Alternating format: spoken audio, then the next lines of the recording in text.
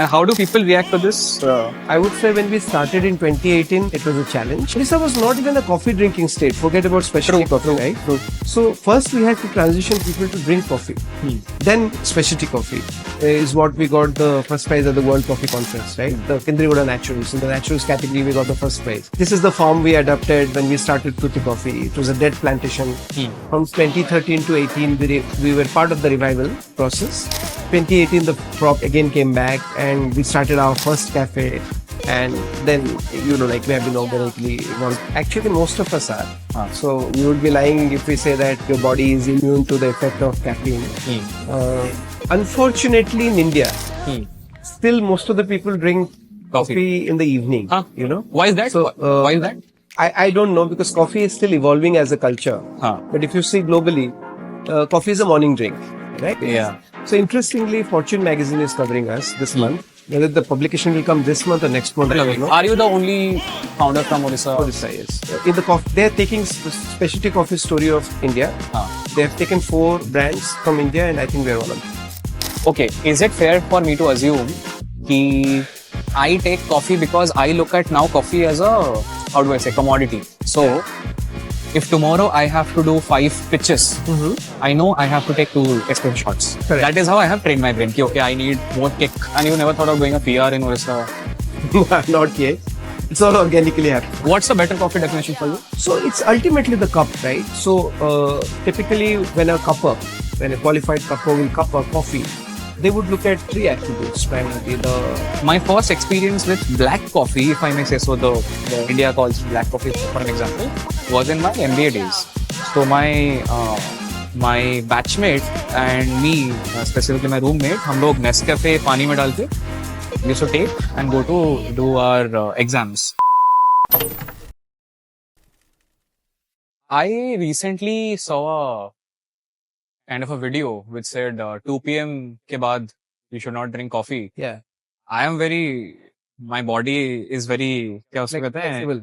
हाँ, caffeine sensitive, I feel. Yeah. Post 2 p.m., 3 p.m. Yeah. It. So actually most of us are. Ah. So we would be lying if we say that your body is immune to the effect of caffeine.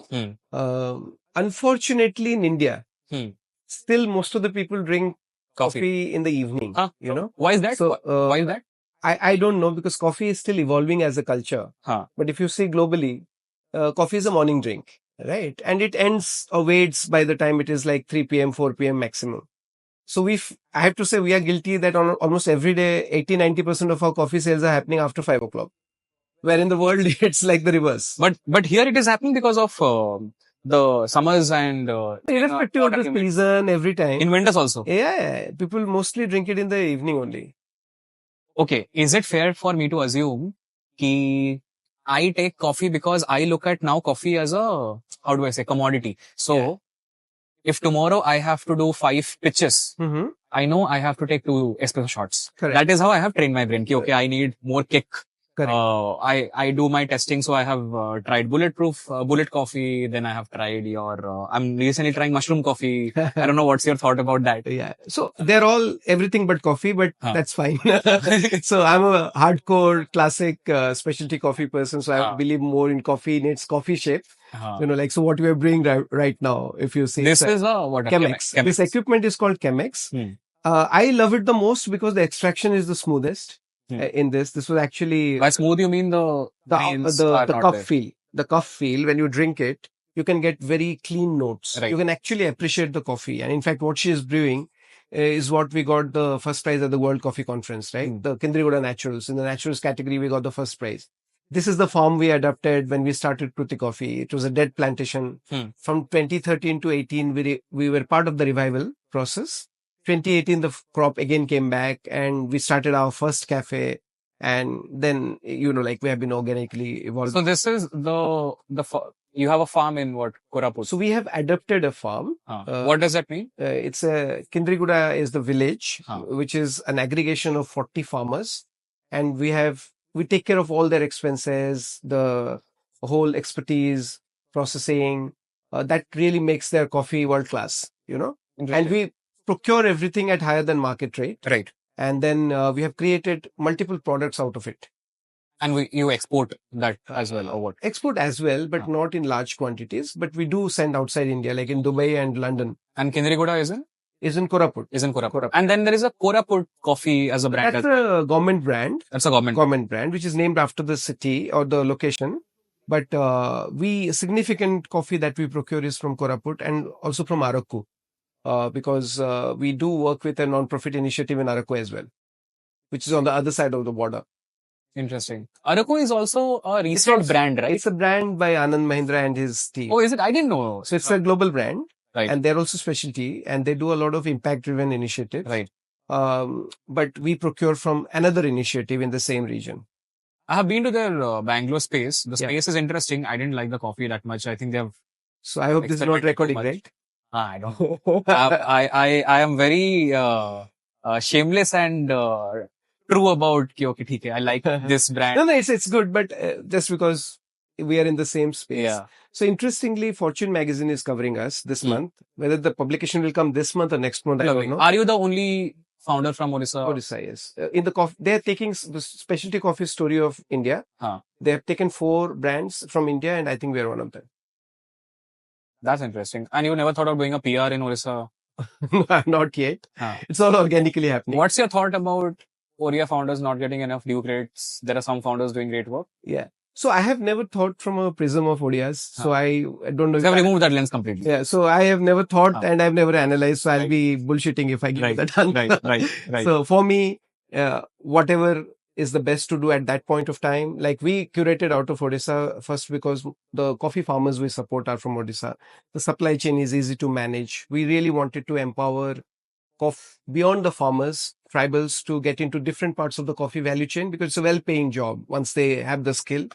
And we are also doing the coffee transition in Odisha in a small way, if I can say. And that also helped us becoming a pan-India brand because it was cost-effective to curate out of here. And how do people react to this? What has been the reaction? I would say when we started in 2018, it was a challenge. What was the challenge? People were not appreciating the... So, Odisha was not even a coffee drinking state. Forget about specialty coffee, right? True. So, first we had to transition people to drink coffee. Then specialty coffee. So, now if you go to any of the 5 cafes in Bhubaneshwar or any other cafes in Odisha, I don't think you will find any hour where somebody is not ordering a hand-brewed coffee. Even in small towns like Koraput or Barampur also, people are ordering good hand. And these are which kind of people? These are mostly, I would say, youngsters from different spectrum.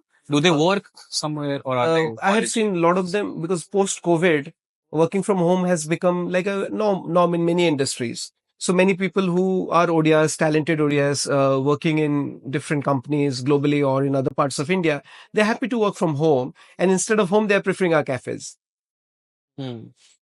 So maybe a small connect or community we are building through that. So working from cafe se yaad aaya. Thank you for this. Thank you. So thank you, Mita. So this is called what? What is this? So called? This is a goose neck kettle. Goose neck. You can see the neck. It's like a goose neck because then it targets your brewing very perfectly. You know, like it's actually pointed and in a spiral way when you do it. Right. You're actually able to get the right focus, the right extraction. Right. Because when she brewed, the temperature was supposed to be in the 90 to 92 degrees. And she had to brew it in 4 minutes because that's the brewing time. The duration, the temperature, the grind size, the roast level, everything influences the final cup. So when you talk about degrees and all, so these are what researches that people have done over a period of time. Many experts have built it, and mostly because I am trained from SCA, Specialty Coffee Association. So there's a lot of calibration and standardization that happens across the value chain from farm to cup. Acha. So specialty coffee is called from farm to cup. Farm to cup. Everything has to be calibrated. Does that mean that you need to own the farm as well to call yourself? Not necessarily. Actually, in fact, globally, most of the roasters don't own the farms. So it's in fact in a way good if all the value chain is owned by different sets of people. Why does good? They'll be more focused in what they're doing, right? So we are truly farm to cup because we also have adapted a farm, right? So that's interesting for us, but it's not essential. But at least if you own that bit, you're also influencing the farm practices, which is the processing, the pre-harvest maintenance, the post-harvest maintenance, everything matters, right? By the time I'm roasting the coffee, which we do downstairs, I have already lost control of the first 4 steps. So I need to influence them. So we have a dedicated team which looks at that as well. The whole supply chain and quality Yeah. control and all. Mita, can you take this away? Huh. Or you No, we Let can it be take this away. There are a lot of characters already. just it me. Hello. So This is different than what we had yesterday, yeah? There is a slight different. Slightly different. acidic That was a fresh profile. batch. Acha. So tikke bitter thila. It's a settled batch. That's why it's sweet and smooth. So if I can tell you about the flavor notes of this, just the way you do fine wine or whiskey, you have to. We use a flavor wheel, which you have seen downstairs. There was a wheel, colored wheel next to the roastery. Also, you'll find. What is that called? Flavored It's wheel. a SCA flavor wheel. Okay. So when you are doing the cupping, like when we do the cupping, we have to identify which notes we are getting. Just like you do tea testing or wine testing, you do it in a similar way. So, and then basically in this, we are in the range of solid fruits. So you can actually, if you are minute, you will feel plum, prune, red apple, and nuts. And how are these flavors infused? In a barrel or? They're not infused. They're not infused. Nothing is. So where is it coming from? So it's all coming influenced by topography and roasting. Oh, that's for example, Indian topography will have certain dominant characters. Like most of the Indian coffees will have a nuttiness to it. But then in Kindriguda, the way we process the coffee, our cherries, it adds some fruity notes, solid fruit notes. But it'll all be useless if I don't roast it well. So almost 70-80% of your skill is coming at roasting. So when a Starbucks, or for an example, let's say the third way, write on the packages, I think orange note, chocolate note. Yeah. How does someone get a chocolate note out of chocolate basically is a dark chocolate note, right? So the strength or the bitterness that you get in a coffee, in technical terms, is chocolate, right? If you have ever taken dark chocolate, it's bitter, right? Got it. So it is not kept inside a chocolate barrel and all. Oh, achha. But when they say whiskey barrel and all, you might have seen. I think there is the toffee coffee roasters. So many of them do it. Yeah. So basically, they age the coffee for some time in the actual whiskey barrels, etc. Some characters come, but it's all jazz. It's an experiment, or it's a jazz. It's a jazz. So it's a marketing. Yeah, it's marketing. It's a differentiation, whatever you call. But typically for specialty coffee, even the base coffee can be very tasty. If you process it well, you roast it well, you really don't have to do all this. But yes, there is a market for it. So even we may eventually do some barrel-aged coffee someday. But essentially, that doesn't mean it's a better coffee. Right. Yeah. What's a better coffee definition for you? So it's ultimately the cup, right? So typically when a qualified cupper will cup a coffee, they would look at 3 attributes primarily. The olfactory, which is the smell part of it, dry smell after you have brewed it. Then you have got the tactile, which is the feel, the physical feel, which is like whether the mouth feel is full-bodied or mild, medium-bodied, how it is. Like, for example, water and milk, they give you a different feel, right? Similarly, coffee might have a full body, might have mild body. Then the last is the gustatory, which is the taste. So in taste, you can have a very wide range of taste. So here we have the fruity taste, right? But it also has some nuts. So it's a combination of all this, and how clean the cup is, how even it is, how is your aftertaste. Is there anything unpleasant in the coffee? If you have not roasted it well, if the coffee is not processed well, it might give you some greens, as if it's like your non-mature rice or wheat, like how it will be, like a grassy feel. Right. So all those things should not be there when you have a good cup of coffee. This person is called a cupper. Right. Actually, Q graders and or sensory expert, many names. It's like a wine taster. The process is called cupping. The process is called cupping. Right. Yeah. A very similar process to how people do wine tasting. Wine testing, tea testing. Taste testing and all. Whiskey, single malt whiskey. Yeah. Do you see a rise of tea experimentation, matcha growing at a rapid scale at parallel with coffee, or last 5-6 years, coffee has taken a lot? Not at parallel, but there is a good number of people who are interested in matcha, and it's more to do with the healthy aspect of it than probably the taste aspect of it. So definitely there is interest. In fact, in all our cafes, we do serve matcha. Yeah. So I discovered matcha. I'll tell you my journey with coffee. It's weird and interesting. Again, same lockdown. Yeah. I think lockdown was a lot of a lot of markets opened up in lockdown. I think the category also Categories, yes. category expansion काफी हो गया and all.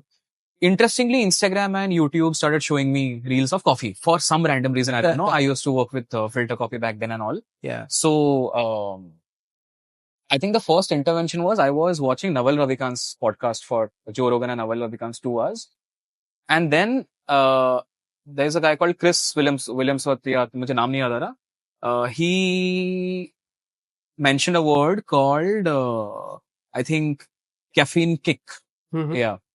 And then I went into the rabbit hole of figuring out what is a caffeine kick and all, and then understood the concept of the 2 p.m. Why the logic, 8 hours का time frame कि okay body में रहता है and what. Right. So my first experience with black coffee, if I may say so, the India calls it black coffee for an example, was in my MBA days. So my batchmate and me, specifically my roommate, हम लोग Nescafe पानी में डाल के used to take and go to do our exams. Yeah. And we saw the first kick. It keeps alert and all. That is the first time I experienced having it with milk and without milk. There is some kick ka difference. Yeah. In fact, you would have heard that many people say, I get acidity from coffee. Yeah. But yeah. that's all because of milk. That's all because of milk. Not because of coffee.